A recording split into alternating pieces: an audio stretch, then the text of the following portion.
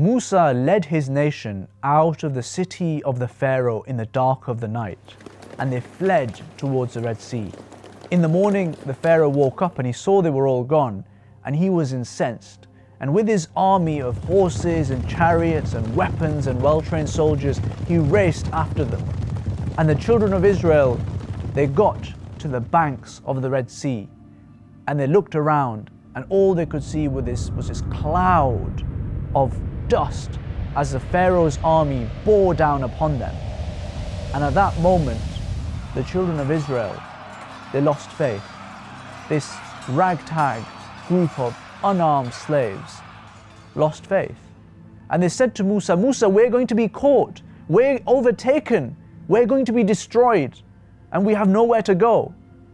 And Musa alayhi salam, he said something at this point, such a profound, powerful statement that echoes through the centuries to us today. He said, Kalla, nay, my Lord is with me. He will guide me. At this moment when all around him had lost hope, it was complete disaster. At this moment, Musa alayhi salam, he still believed. He still dreamed that there was a way out. And at that point, Allah subhanahu wa ta'ala inspired him. And Musa alayhi salam hit the sea with a staff, and the sea parted. The children of Israel were saved. Daring to believe, daring to dream is genuinely a superpower. And it is a superpower that helped Musa overcome so many different obstacles. And it is a superpower that, unlike other superpowers, all of us can actually access. It's a superpower that we can adopt to make our life here and in the hereafter better. But most of us do not use or adopt that superpower. But what if we did? What if we knew what this superpower really was, what its constituent parts were all about, and why it's so special, and how we could actually implement it in our own life? In this video, I explore all of these questions. The best way to answer this question is to look at how the best of men dreamed and believed. Let me talk to you about the Battle of the Trench. This was a battle where the Muslims were facing almost certain annihilation if they did not take drastic defensive measures. And so they dug this trench, this long, deep trench, between them and their enemy. And whilst they were digging this trench, they came across a big rock that none of them could break. And so they went to Rasulullah ﷺ and they asked him for his help. And the Rasulullah ﷺ struck the rock with the spade. And he said, Allah is the most great. By Allah, I have been given the keys of Sham. I can see the red palaces of Sham. And then he struck the rock again with his spade and there were sparks. And he said, Allah is the most great. And by Allah, I have been given Persia. I can see the white palaces of Madain. And then he struck the rock again, a third time, and it completely obliterated. And he said, Allah is the most great. And by Allah, I have been given the keys of Yemen, and I can see the gates of Sana'a, even though I am standing here in this khandak, in this trench, in this beating heat of the Arabian desert, facing annihilation, covered in dust and mud, surrounded by my companions who are weak, who are malnourished, who are sleepless. Despite all of that, I still dare to dream. I still dare to believe. Something very special happened then. And the Sahaba, they achieved all three of those dreams that the Prophet had. Let's really analyze what happened here, because in this lie the secrets of dreaming and believing successfully. The first thing is visualization. The Prophet gave these really powerful images that really brought this future reality to life. These red palaces, the white palaces, the gates of Sana'a, it was clear, it was right there in front of them. And this visualization is actually a strategy used by goalkeepers when they're thinking about all the different potential shots on goal that could happen and how they will mentally react to that. It's used by batsmen in cricket because they only have a fraction of a second to respond. So they need to be able to almost, instinctively respond to that ball. And they can only do that if they've played through lots of scenarios in the background. Businessmen can use it by seeing how their business will look like in 5-10 years' time. And that visualization allows you to actually see the steps that you need to be taking right now for that to happen as well. So visualize your dreams, visualize your beliefs, visualize your future. The second thing is the Prophet trusted in Allah. He said, Allah is actually the one who's going to be able to achieve this.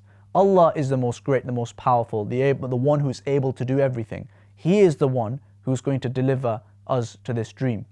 But there's actually a deeper point to this as well, which is that he had that real belief in Allah subhanahu wa ta'ala. Because if you really believe that Allah is God, that He can do anything, then He is obviously the person to go and ask to do anything, to do the near impossible that you're dreaming of.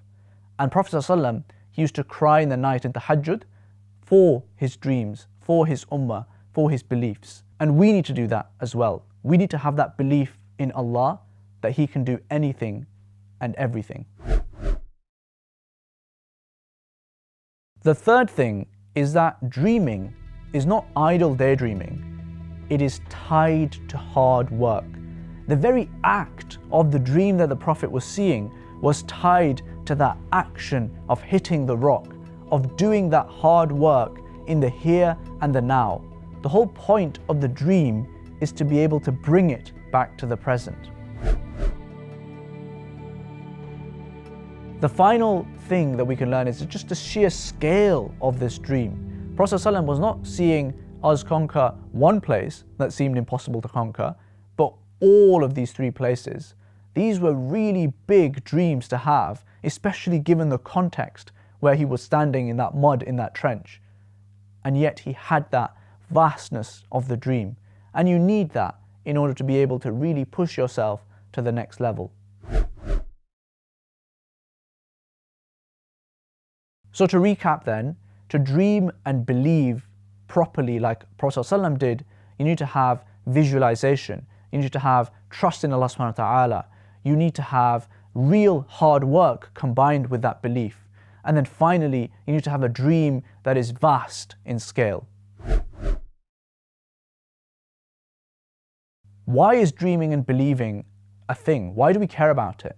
We care about dreaming because dreaming makes the impossible possible. Dreaming moves this humanity forward. Imagine if 100 years ago I told you, without you having ever seen aeroplanes or Wi-Fi or WhatsApp, that you would somehow be able to travel across the world within a day, that you would somehow be able to talk to someone in Australia and actually see them in real time and talk to them live. Imagine if I said that to you, you would not believe me. But it's true now. And in that interim, what has led us to this point is every single generation, someone has dreamed a dream that seems impossible, and they've just pushed and pushed and pushed and pushed until we are here today. Dreaming leads us forward. It is the thing that leads us towards the impossible and makes it possible.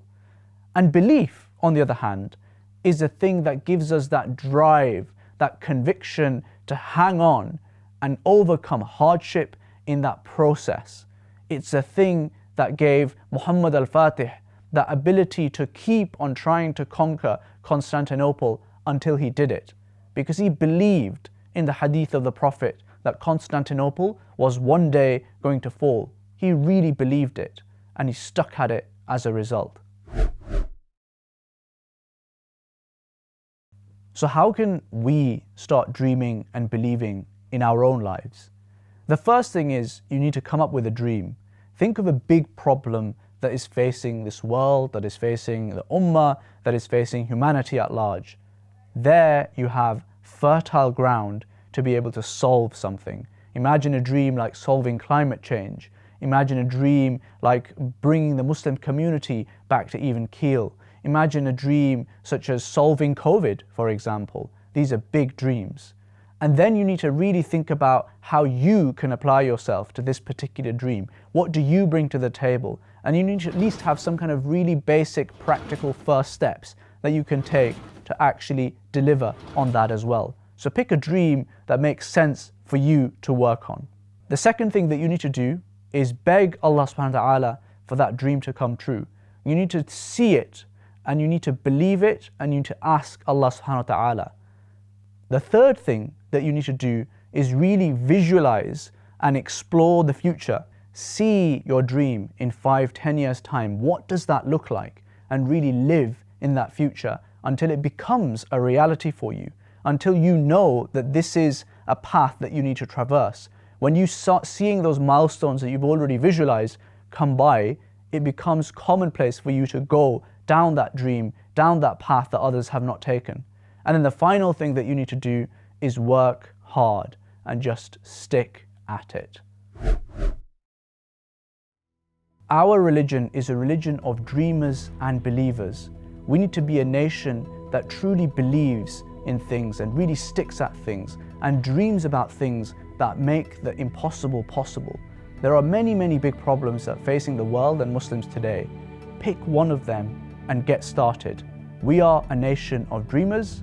We are a nation of believers. Until next time, Assalamu alaikum.